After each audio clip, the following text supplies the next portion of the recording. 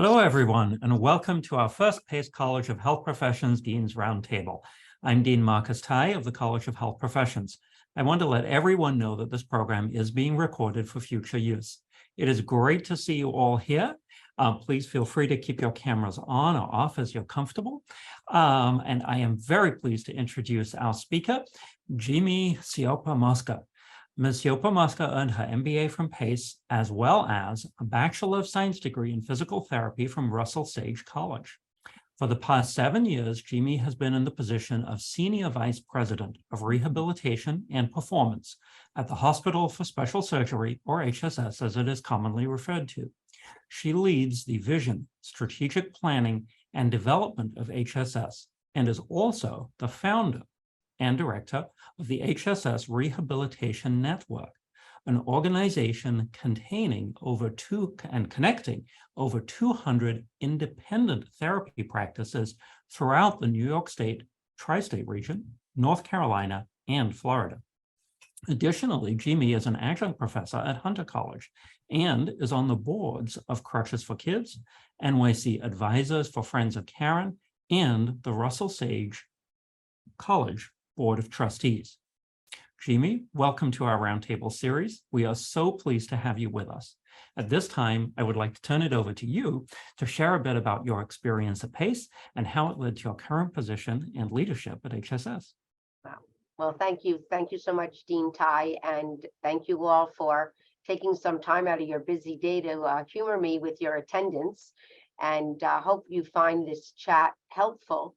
I was just talking with Dean Tye and Molly, so I just want to let you know, please jump in at any time with a question or interrupt or unmute yourself and jump in, because I think those are the dialogues that are most effective. Anyway, so kind of where to begin. So I went to PACE about 100 years ago when it was on Church Street. I graduated there, believe it or not, in 1988. I started when I was 5. I'm a very smart person. I'm joking. It's been a really long time. And the program has just grown so much. So as Dean Tye said, I am a physical therapist by training. And truth be told, I was working at White Plains Hospital, and I was taking care of the CEO at the time there, John Chandler, one of my mentors, actually. And he asked me like what I was going to do and was I going to get another degree. And I wasn't really sure, but I did know that I was very frustrated at the time that all these vendors would come to sell us physical therapy products and they didn't know anything about physical therapy. So I said, oh, maybe I should get my business degree and be a sales rep. That sounds like a good idea. Anyway, John, so kindly, the CEO, right? I'm like 22 years old. Says, hey, why don't you make an appointment and come to my office and we could chat about your career and your growth. So probably being naive and maybe a tad cocky at the time, I'm like, sure, I'll make an appointment to go talk to you. So anyway, lesson number 1, I do that now all the time. I took that trick, and it's amazing when you give people a little bit of your attention, how you can change or put them in a direction. So keep that in the back of your head for those of you who are interested in leadership. And long story short, I ended up applying for my MBA. His comment to me was healthcare is a business and we haven't figured that out yet. And you should please, if anyone's doing this, I don't want to offend anyone, don't waste your time getting a master's in public health. Go get a business degree. You will be a unicorn. You will be a clinician with an MBA. Well, fast forward, that's exactly what I did.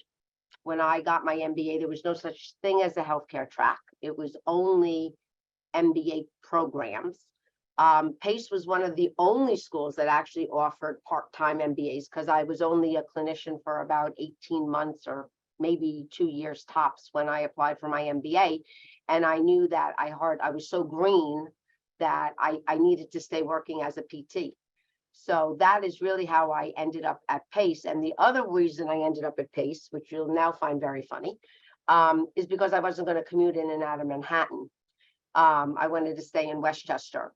So most of the Manhattan schools were off the docket, and PACE had their MBA program at the time. I'm not sure where it is now, might be in the city, on Church Street in White Plains. So that's how I ended up going to PACE. I ended up as a marketing major and had to do the full MBA program. So not only did I need to do over 70 credits, I had to do 2 non-credit courses in economics and IT, which was very interesting. In the old computer lab, which sounds really foreign to you guys, it was a DOS computer. You used to actually go to a computer center, believe it or not, make time to sit there with these big machines.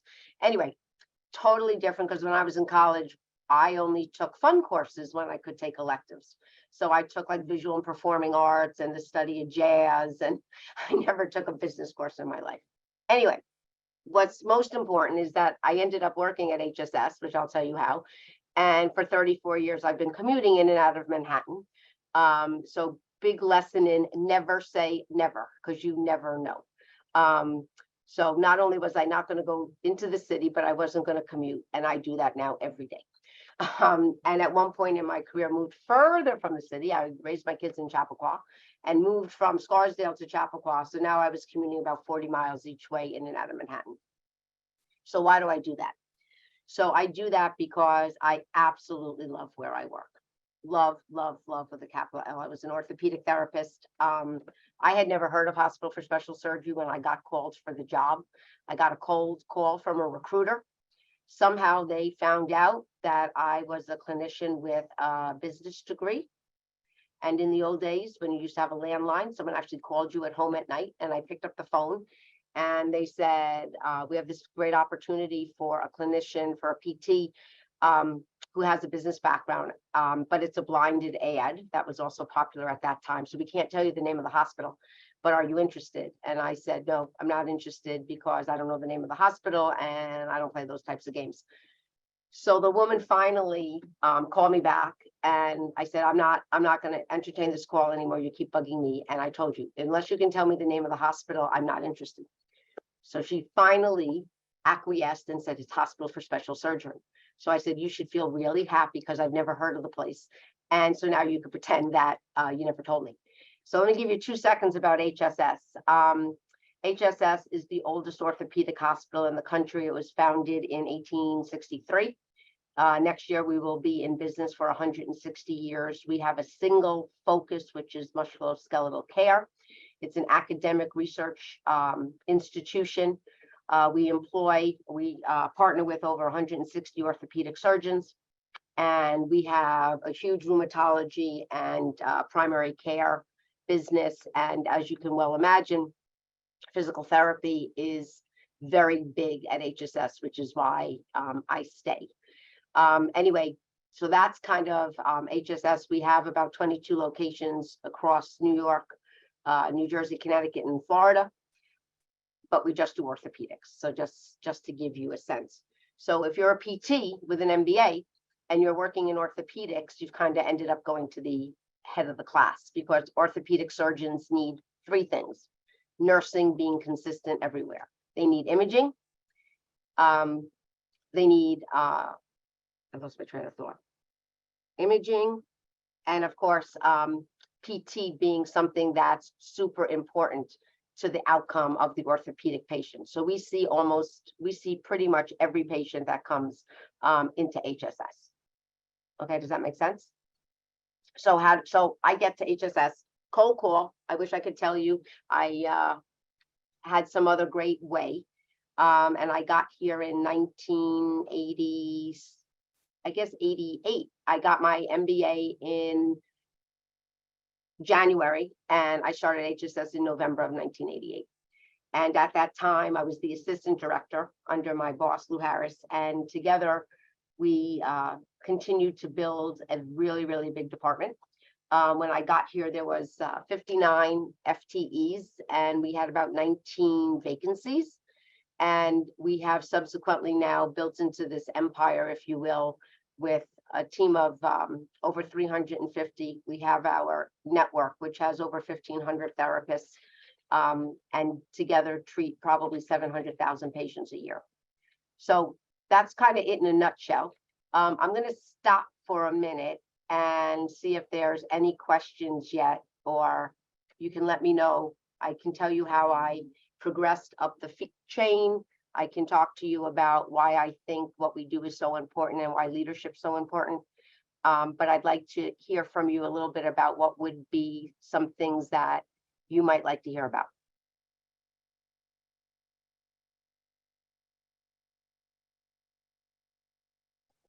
And if you don't feel comfortable speaking up, you can feel free to shoot it in the chat, and I can also read it out for anyone if there are any questions that you're dying to ask yet. JeMe, if you could maybe talk a little bit about, there's a lot of conversation around the demand for staff of all levels in healthcare. Can you tell us a little bit about how that looks at HSS? Yeah, sure. So, a few things.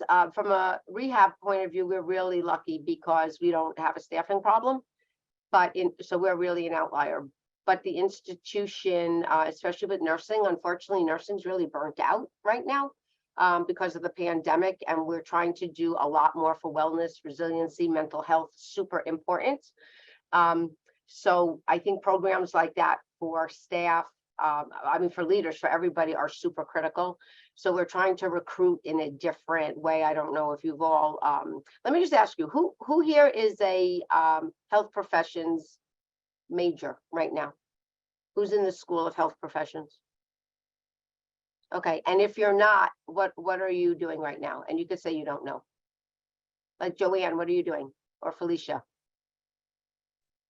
So hi, I'm faculty and I'm the acting associate dean. So I'm in the College of Health Professions. I am a nurse for many years and a family nurse practitioner. Got it. Anybody else? Felicia, what are you doing? If you're not, what other things are you doing? I'm studying business right now, but awesome. I was referred to you by one of my professors to hear about your experience, so that's why I'm in the call today. Oh, wow. Okay. Okay, awesome. So I don't know if you all have heard about like the Great Resignation. So that's something that happened right after the pandemic. People are really, a social worker and an RN, good, and the MP program. Awesome, welcome. So I think that's a really big issue that's happening across the country, not just in healthcare. There's been a big movement. I think one of the silver linings of the pandemic is remote work and hybrid. So a lot of hospitals are letting staff work hybrid, which is really, really important. And I don't think we're ever going to necessarily go back. I think a big concern for healthcare is this dichotomy between your frontline staff that have to be there in person to take care of patients and the back of the house staff, if you will, that can work remote. So even at HSS, we are dealing with tension between those two groups of people. And some of it is a re-education of different roles have different responsibilities. So when I first got to HSS, we start really early, 7 a.m. You never called in. There was no such thing as calling in. If you had to be in person. And I remember when my kids were little, I used to drive sometimes twice a day from New York City to Chappaqua and then back to Chappaqua, because my children were in a performance and I'd be at a 7 o'clock meeting with some surgeons and I had to be back at the school for 11 and then back. So you just wouldn't call in. So I think some of the pandemic has helped people to realize that you can do hybrid and you could do something like this where we chat. I personally would always rather be in person, but keep in mind I'm a PT by training, so I'm a little touchy-feely. I like to see people and feel their energy, and Zoom and Teams are awesome, but it's not the same. It is just not the same. So I like that we have this hybrid feel, for what's going on, in the marketplace. So on the heels of the Great Resignation, and you guys are sort of the outlier, are you doing anything in particular to retain staff, or did you change anything in terms of your practices to retain staff and keep them? Yeah, no, not other than offering some hybrid models and giving people more flexibility. Now, I employ a lot of people that are on the front line, so they have to be here. They have to take care of patients. So we do some things, but we've always done this with like creative work shifts, 4 10-hour days, Sunday to Thursday, Tuesday to Saturday, shift some things around. like that, which is really, really important. So let me just give you some interesting points from my perspective in life. I learned a lot. Number one, I said to you, never say never. Super important. Two, whenever you can pay it forward, you need to pay it forward, because none of us get anywhere without a team of people that have helped us. It takes a village. There's no single rock star. I mean, you might be super bright, but somebody opened a door for you and gave you an opportunity from which to shine.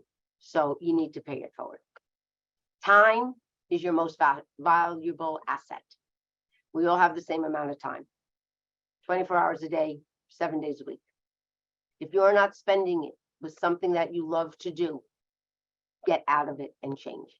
Whether that's school, it's your employer, it's who you're working with, it's your personal life, it's a depreciating asset, and time is critical. And nobody knows how much time we have. You don't know when that clock stops. It's your most important asset, and you should fill your life with doing things that you love. So, so important. Another thing, there's a question about what's the favorite part of my job. The people. The people are amazing. We hire for culture.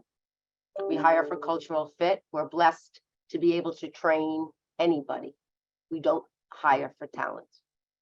One more time. We do not hire for talent. We hire for cultural fit. So what does that mean? Obviously, you have to be licensed, right, if you're a PT. But we hire for the soft skills. Can't teach you to be passionate about what you do. Can't teach you to believe in excellence. Can't teach you to do we in front of me. Are you a really good team player or not? Can't teach you about gratitude and giving back. Can't teach you those things.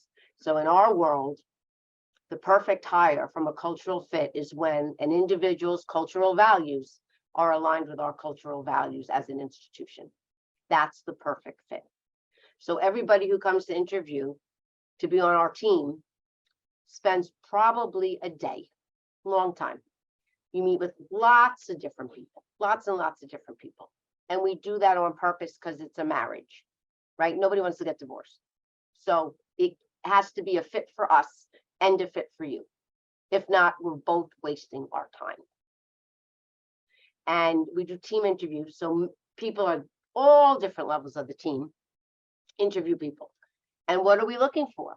We're looking for things where people say, oh my gosh, it's so busy here. This is a little overwhelming. Guess what? You can't make it at HSS. It's busy. It's overwhelming.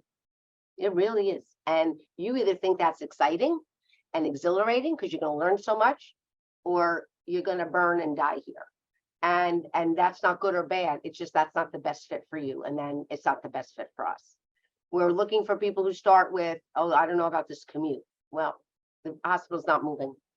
So this is where we are. So if it's too far for you, like where you live isn't my problem. So you need to decide. And at the end of the day, you need to put your pros and cons together. Commuting is a thing. I know some people that only want to work close. I mean, I guess that's what's most important to them. That's not bad. That's great. For me, it's about being someplace where I can grow and learn. And I learn every day. I'm a lifelong learner. Being someplace where I am stimulated and passionate, and people are as passionate and smarter and brighter than me. So I'm amazed every day. So to me, that's more important than a commute. That doesn't work for everybody. That's okay too. You just need to be really true to yourself about what it is you're looking for as you go out. So I'll tell you some interesting things for the women on the phone call here. I was the second woman in management ever to have a baby at HSS. I was the first to have 2 kids. They didn't know what to do with me. There was no maternity policy. This was the boys' club when I got here, all men. There was not one woman on the leadership team, not one.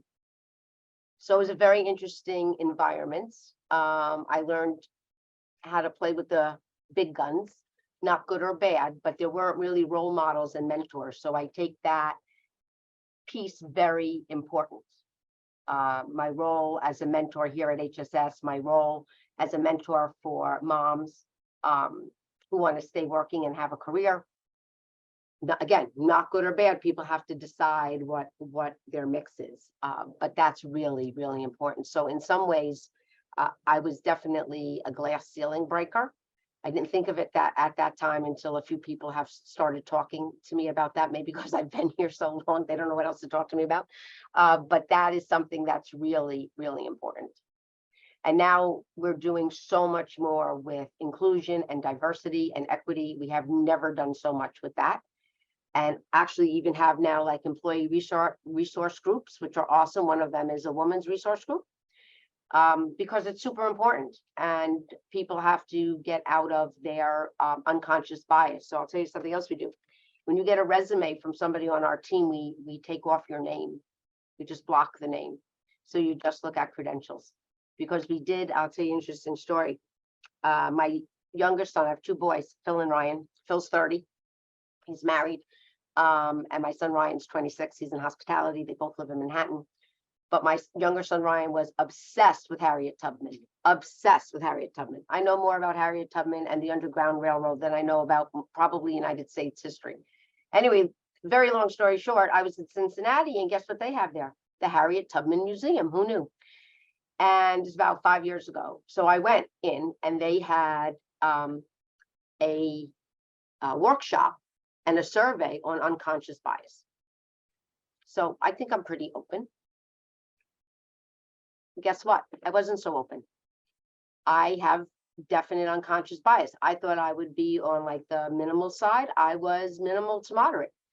And I have subsequently taken a bunch of workshops on unconscious bias. And that's how we got to taking names off resumes. You don't know if it's a man, a woman, whatever. You don't, there's no ethnicity. And you're just looking at the resume. So that's something, you know, we've done to try to increase our diversity, equity, and inclusion. People ask me all the time, so what is it that you look for? So this is going to sound funny, probably. We look for odd jobs. I love people who have done odd jobs. I love people who have hustled in the summer to make it work. We look for people who give back. Did you do any humanitarian outreach? I'm not talking about things maybe your parents pay for you to go for a weekend for Habitat for Humanity in the Caribbean. I'm talking about really giving of your time for something. We look for people who have been bartenders and waitresses, because if you've been a bartender and waitress and even adequate, you probably have some decent time management skills. You can probably multitask a little bit. And you've probably done stuff with customer service and customer recovery. Love, love, love. Love sports. Team players on sports teams, captain of sports teams. Really, really important. So a lot of other things like, you know, they look great, you know, when you're a new grad, especially a new PT grad or OT grad, no offense to everybody, all the resumes look exactly the same. They're like all the same. So you have to be able to differentiate yourself a little bit. And I think it's the character, your character, that has to come out on your resume to differentiate yourself. So let me tell you about PACE. So what did PACE do for me? So the Lubin School of Business, when you're a PT or an OT or a PA, NP, nurse, you know, if your hip bone's not connected to your knee bone and you don't have 2 arms and 2 legs, it's like a congenital anomaly, right? There's answers to everything, right? There's primary nerves, secondary nerves, primary movers. It's a little prescriptive, right? You learn what this organ does, what that organ does. This medication is the best to treat high blood pressure. This medication is great for diabetes.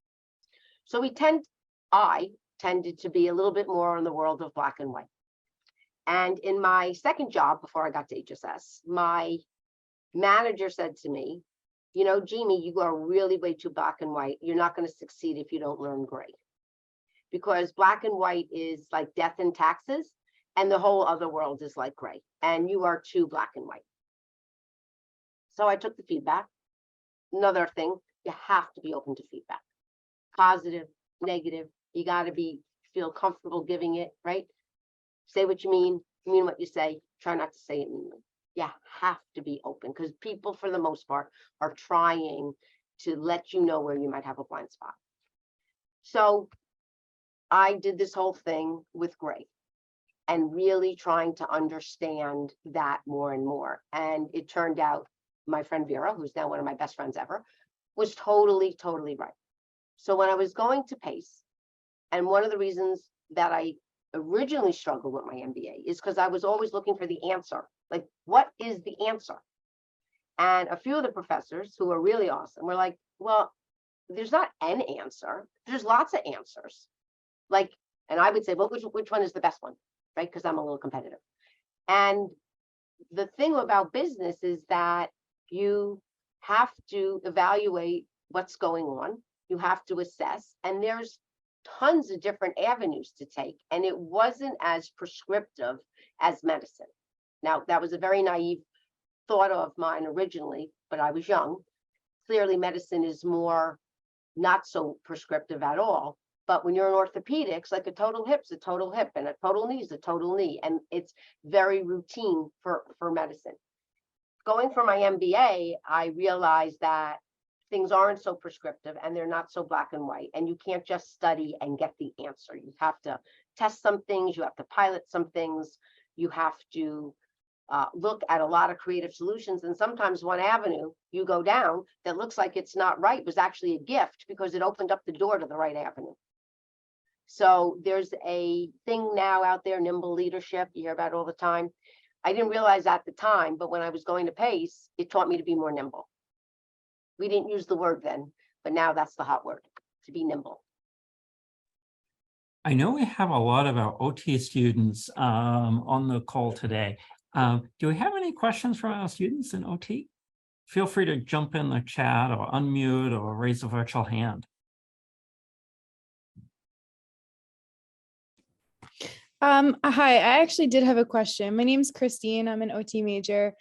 So you said with resumes, like community outreach and like adding other, is there any like other aspects that you guys look for to like, you know, make our application stand out? I mean, I guess any awards people might have won for, you know, service or excellence, you know, are always good.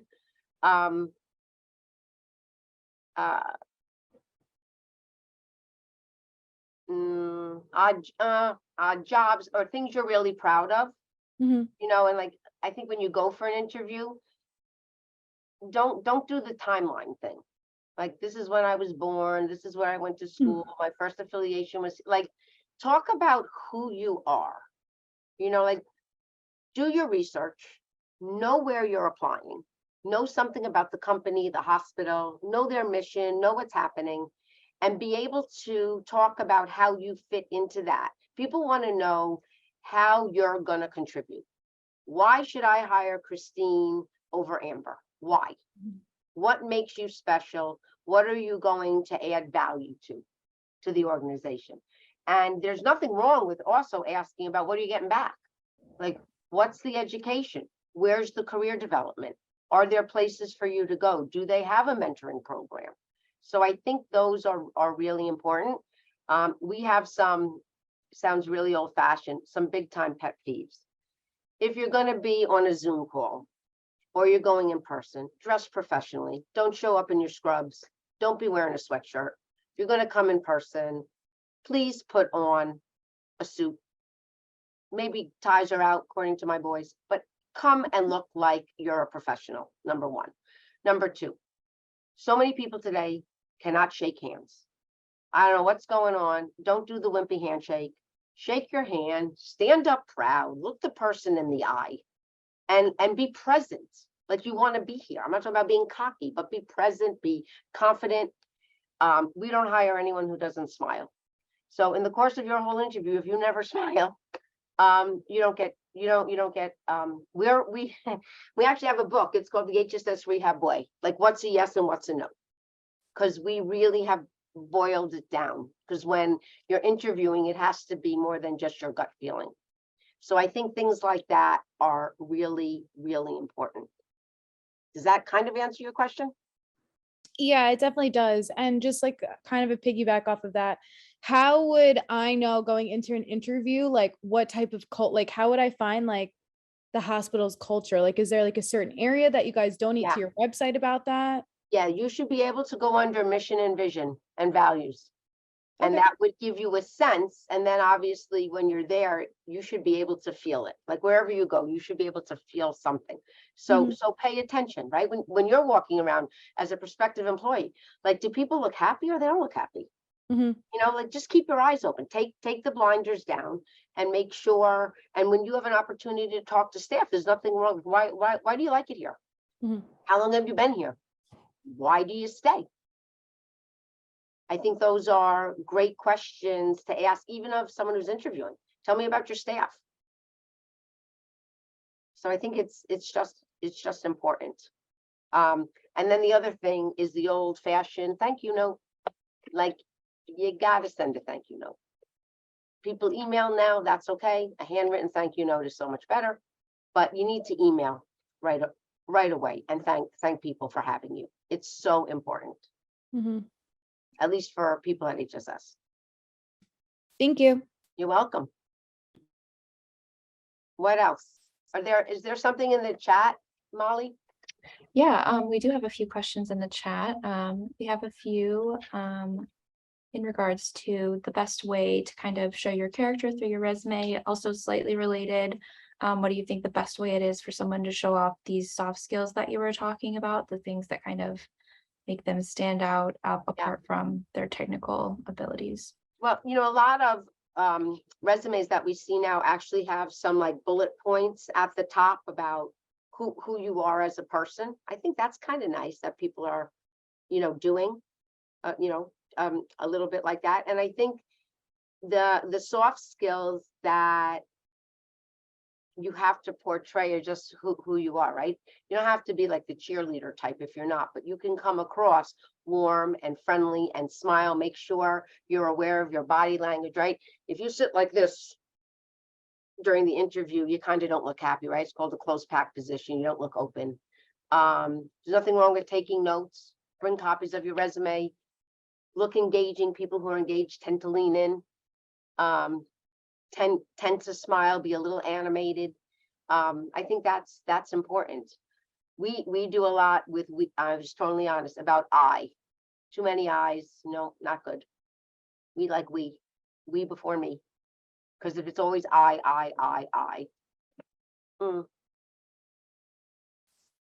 it's not so good. Mhm. Be cognizant of your word choice. And it's always good when you can celebrate things you've been involved with the team that you worked with, right? We don't really do a lot of things alone.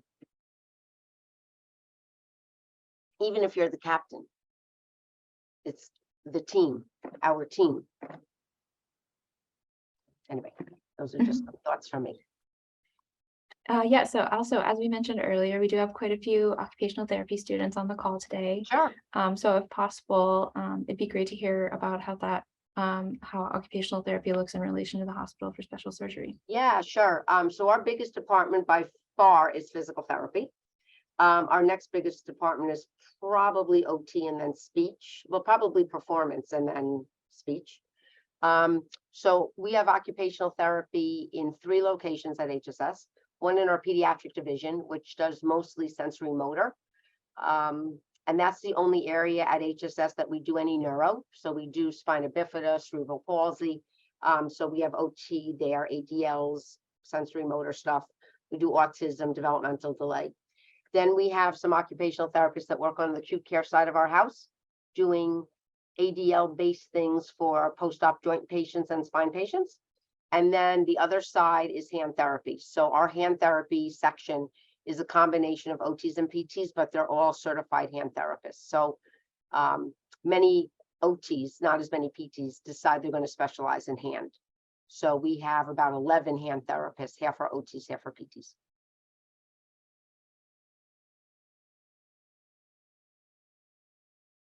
What else? Awesome. And I think Teresa, it looks like you have your hand up, so you can go ahead and ask your question. I mean, you pretty much answered it. But I was curious about going off of that. What is your working relationship with OTs in your specific position, or previously when maybe you were working with more people? I don't know. Yeah, sure. So I don't treat anymore. So my relationship is more, supervisory, and we have a team of people that supervise our whole outpatient division. It's actually led by one OT, Julia Doty, and one PT, Robert Giacomo, and they oversee everything related to outpatients at HSS, from pediatrics to adults, sports, hands, etc. Julia's also a certified hand therapist. When I was a clinician, I worked with them a lot as it related more to acute care than in the outpatient side, because when I was doing outpatients, we did not have hand therapy here. So we started hand therapy here in 1992, actually 3 weeks after my first son was born. That started here. So when I was treating here, I did not work with OTs and hand therapists, and I had never worked with them when I worked in the community. I used to work at White Plains Hospital. But I did work with them in acute care. So, we would tag team for the patients, which I think is always great. And then in peds here, they work, some people just get PT or OT or speech, but we have multiple children that get all three services. So they work very collaboratively together, and they all co-treat, which is really extra special. Does that make sense? Good. I think we have an SLP. I'm just scrolling back in the chat with an interest in cross-discipline work, rehab, especially with stroke. Oh, no, it's one of our faculty with stroke patients, but also students in the CSD program and SLP who might be with us. And Jennifer Tokash, our academic fieldwork coordinator, had a question about the pandemic and fieldwork opportunities, and how, from your perspective and both management as well as what you hear from the clinicians, in terms of what you see post-pandemic for that. So we're fully open now. We shut down during the pandemic, but we are back fully open for all our affiliations and internships. And just for speech and language, which you wouldn't naturally think about, we actually have 5 speech and language pathologists at HSS. They are primarily centered in pediatrics. They do a lot of swallowing, and they also work with adults who are post-cervical spine, because they tend to have issues, the adult population, in that. So we actually have 5 speech and language pathologists on our team. So when you think about orthopedics, you don't usually think about speech and language. People are always like, what? But yeah, we have 5. What else? What other things can I share with you, or you have questions about? Another good question that I got as a direct message is, are there any professional organizations or networking groups that you're a part of that you might recommend for anyone who's looking to get into occupational or physical therapy? Yeah, I think, regardless of your field, getting involved in your professional organization is probably, is important. So I'm part of the APTA, there's the AOTA. So I think that's important. And attending the conferences is important. Like PT, we have a big combined sections meeting every year in February, and now they're actually more designed towards students than they ever were. So it's a great place to start networking. I'm also part of the American College of Healthcare Executives. That's a group that's out of Chicago. So that's interesting for me, because it's just anybody who's in healthcare as an executive and not necessarily so clinical. So that's fabulous. LinkedIn. I think LinkedIn is still a really good, solid mechanism for online, so I would update your profile, update your resume. When you're looking for a job, you may want to open up the floodgates there. So people who are recruiting are looking. I think that's super important. And then everybody you meet is a potential contact. So I think it's important that you figure out how you keep a reference. In the old days, we called it a Rolodex, but now people do it on their phone, of people you meet. Who were they? Where are they? You don't know who you're going to run into, or somebody says something, I don't know, you're in an interview and somebody says, oh, have you ever heard of HSS? And you say, oh, actually, I went to a talk with JeMe Cioppa-Mosca. You're like, oh, really?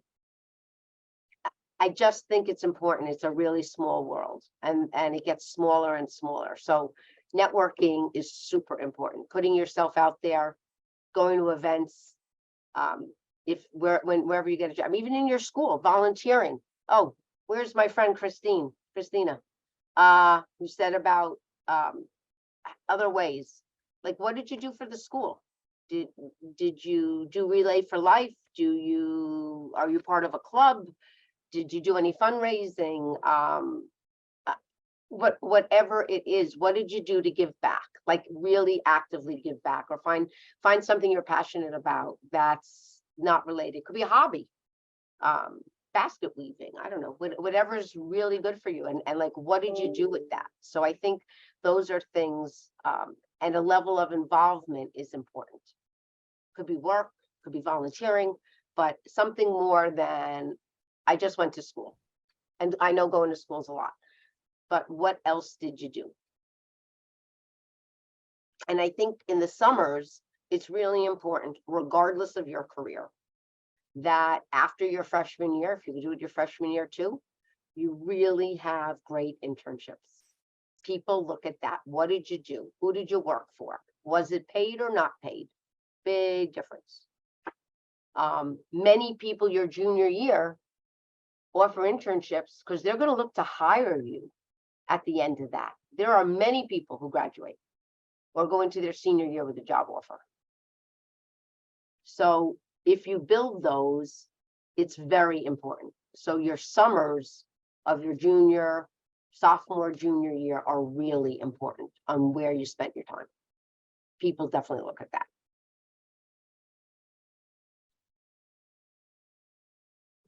Hi, Steph. Hey, JeMe, How are you? Great, great. I've known you for a long time, and I could have said you'd end up here.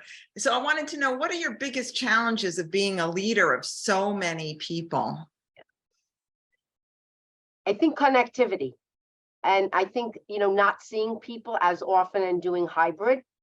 I told you we have 22 locations.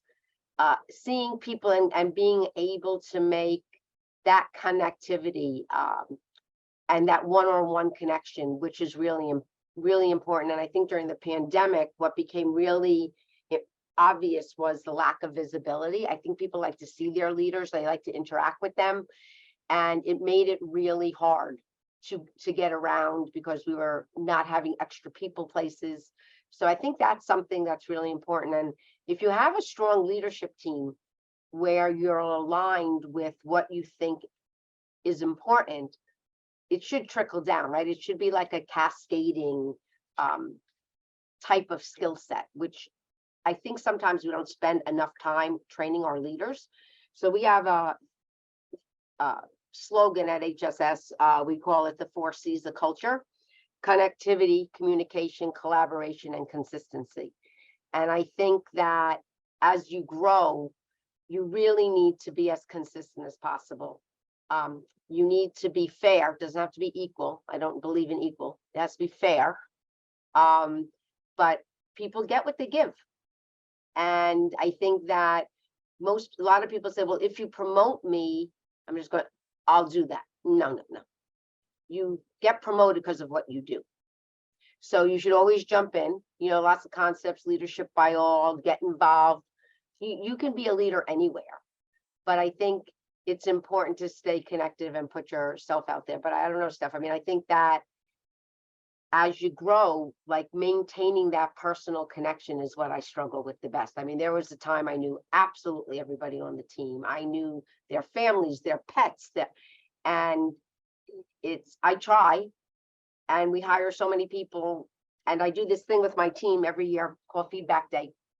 When we were smaller, I actually sat with every member of the team. That's how I knew everybody. But now it's just not possible. So I sit with sections of people who are similar: acute care, hand therapy, sports, wherever they are, who's out in Long Island, wherever. And it's just an opportunity for like an hour and a half to be together. And there's no question that's off limits. They can ask anything they want about anything. I just did one this morning, and it's awesome. So I think having open dialogue, is important. We've tried to do more things that are interactive with Zoom, staff meeting, like some of the fun things, like when you do a staff meeting, there's 400 people on. It's a little crazy, right? You can't even see everybody like this. So we try to do things with the emojis and people clap and, try to just get some energy going through this technology, which is important because now people can't, it's just not practical anymore. We have a whole division in Florida. Like, well, they're not coming here for a staff meeting. Like in the old days, no matter where you were, you came to the auditorium for staff meeting. Like people, A, aren't going to do that. B, it's not possible. auditorium doesn't even hold that many people. And what, you're going to give someone half a day to travel to get to a staff meeting? Kind of crazy. So it's not exactly the same, but I think doing that, and then things on the local level are important. Like your local leaders are your frontline leaders are so important, and their ability to connect with their teams. So the cascading leadership channel is super important. What else?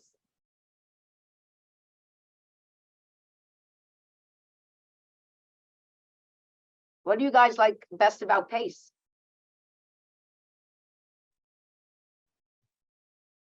Jocelyn, is that how you say it? Yes. Hi. So, hi, I'm Jasleen, and I'm in the Masters of Occupational Therapy program. Congrats. Thank you. My big dream come true, so I have to say that. Woo! And my favorite thing so far about PACE is honestly the occupational therapies, like the professors and their excitement. Oh, we lost you. It just makes me so excited to come into the profession. So I'm really grateful for these awesome professors that I wasn't ready for. That's great. Oh, wow. That's a great surprise then. Yeah, your professors can really have a big impact on your life. I think, again, it's important you get to know them, right? Don't be the sleepyhead in the back of the classroom, because they really want to get to know you too. I mean, I teach at Hunter College. My brother is the college professor, and when my kids were going to school, he said to them two things. One, get your ass to class, and two, make sure you introduce yourself to the professor. So, you know, they're up there, they're teaching, like they want to know who you are. And I think some of those old-fashioned things are going up and introducing yourself, and I think it's just important. So I'm glad to hear that you think the professors are so awesome, because I am sure they are. Good. JeMe, What else? there was another question Sure. that Jasleen had earlier. It says, Oh. what are the populations that come into HSS, and is there access to this type of hospital and its services regardless of socio and economic status and lack of insurance and citizenship? Yeah, good. Great question. So so population, so it's all orthopedics. We do children through adults. We take insurance. There are some physicians who don't take insurance, but the hospital takes all the insurance. Many of the kids are on SSI or CAID care because they qualify.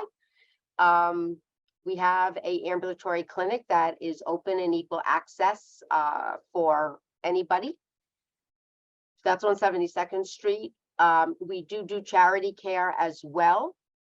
We do not have an ER, so it's a little different at HSS because a hospital by design cannot refuse care. So ERs tend to do more indigent care and lack of insurance. We don't do as much of it because you would need to make an appointment to come to HSS. We do have international patients. Most of them are self-pay. We have over the years done some charity work, by default. If you're a 403B or 501C corporation, which is not for profit, you have to do a certain amount of charity care. We do have a sliding scale, which is pretty liberal. I think it goes up to incomes of like $150,000 that you can do a sliding scale for payment. Let's see, did that answer your question? Yes, thank you. That's a great question. And we don't have to get into this topic right now, but I'm happy to talk about it another time. Access to healthcare is a big problem in the country. Access to good healthcare is a big problem in the country. So I've been lobbying for telehealth. It's been a very interesting experience working with Capitol Hill and making sure that that stays, because it's really important. You could never access a Mayo Clinic or a Johns Hopkins or a Cleveland Clinic without telehealth. Like a lot of people can't necessarily afford to get on a plane and fly somewhere. The other thing that it brings up is the infrastructure issue we have in the country with lack of computer services and satellite services. So telehealth is awesome. I love it, but there are parts of this country that aren't wired for it, believe it or not. So I think that that is going to be a growing issue in the disparity with healthcare. We are blessed in the Northeast, right? We are blessed. They have some of the best institutions between Washington, D.C. and Boston, like, are here. But that's not everywhere across the country. Okay, and it looks like Christopher has his hand up for a question. Hi. Yeah, no, I was wondering if you could just talk more about telehealth. In terms of?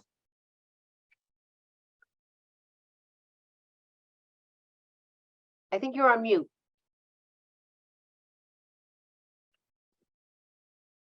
Christopher, I think you're on mute. We can't hear anything. Oh, yeah, I'm sorry. Yeah, no. You're back on mute.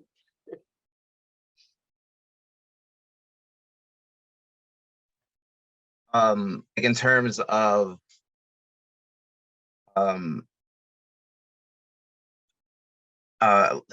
like was there anything before, like the pandemic? Like was it really a thing? Like how has that dynamic shifted?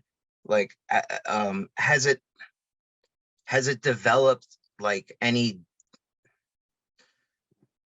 like what's the difference between telehealth in like 2019 and 2022 basically? So you just threw me a softball. How long do you want me to talk about that? So in 2019, telehealth was about 10% of all the healthcare that was delivered, maybe not even that much. And it has been, kind of percolating around the arenas for a really long time. And many of the insurers didn't really want to cover it. Fast forward, the pandemic hits, right? The world gets shut down. The only thing that people can do for healthcare for the most part is telehealth, unless you're dying of COVID and you need to be in a hospital. So HSS actually became a COVID hospital for about 4 months, but because we couldn't do elective orthopedics. So the only way we could take care of patients was through telehealth. And that is what kicked telehealth into the mainstay. And the American population woke up, and they passed all these bills for the pandemic and extending the Pandemic Health Act so that we could do telehealth. There's a bunch of bills on the floor right now called the Connect Act is one, the McConnell Act is another, looking to make sure that telehealth is part of everything going forward. Because right now, much of the reimbursement is centered around the extension of the Pandemic Act. So for like PTOT and speech, there also actually have to be an act of Congress, because in the telehealth bill or the legislator for the Social Security Act of 1863, the PTOT and speech are not part of that statute that allows them to bill for telehealth as a quote unquote long distance provider. So physicians can, but PTOT speech can't. So those organizations have gotten together. There's been a lot of petitioning. I can tell you here, most of our physicians do their 6-week post-op visit via telehealth. When you're discharged here from hip and knee surgery, instead of getting visiting nurse, we do telehealth. It's called HSS at home. So we are a big believer in telehealth, and I don't think it's ever going to go back. They're going to figure it out. Lots of issues with licensure, right? Because in the United States, we are all licensed by state. So if I'm licensed in New York, I can't practice in New Jersey. So there was a lot during the pandemic where they lift the licensure laws to make it easier. But there's many things that have to go into place for telehealth to be more mainstream. And then we have to tackle the infrastructure problem where people don't have Wi-Fi or don't have high-speed internet. But that's a great question. I don't think it's going away. I think it's here to stay. Actually, raised another question. How does someone, like, if you have if you're registered for one state, you could still do telehealth. Like technically you could do it in another state, right? Because you're not based out of that state. Like, is that no? How does that work? Is that like a gray area? No, you have to be licensed in the state where the patient is. So if I'm licensed in New York and you're in California, I can't do telehealth with you. unless I have a California license. The practitioner has to be licensed in the state the patient's in. Great question. Great question. Thank you, thank you. So I think from a PT, OT, health profession standpoint, I think it's a tool in our toolbox. I don't think it's a replacement for in-person care. I don't think it's in-person care with a camera. It's a totally different skill set. Our team at HSS actually wrote a book that they published about telehealth evaluation guidelines for the MSK patient. Things about where the camera should be placed. How do you assess certain things? How do you assess range of motion? It is a different skill set. And I just think it's going to be like an added, it's probably be hybrid. I can imagine that 20% of the care we give will be via tele and 80% will still be, or 75-25 is what I'm thinking. JeMe, we're almost out of time. I really would like to thank you for taking the time to speak. Oh, my pleasure. Students and sharing your wisdom. I'd like to thank our students, our faculty and staff who have joined as well, and your fantastic questions. And again, thank you everybody to attend our roundtable. Thanks to our development team. Thank you. And I'm really proud about our the opportunity to meet yet another of our successful PACE alums and an amazing PACE alum. And so congratulations on your career. Thank you. Well, thank you so much. And I think Dean Tye or Molly, they all have my contact information. So if you would like to reach out to me or you need any help or you want to chat, please don't hesitate. I would be happy to host you here at HSS or take your calls or emails. So please don't hesitate to reach out. I would be more than happy to do that.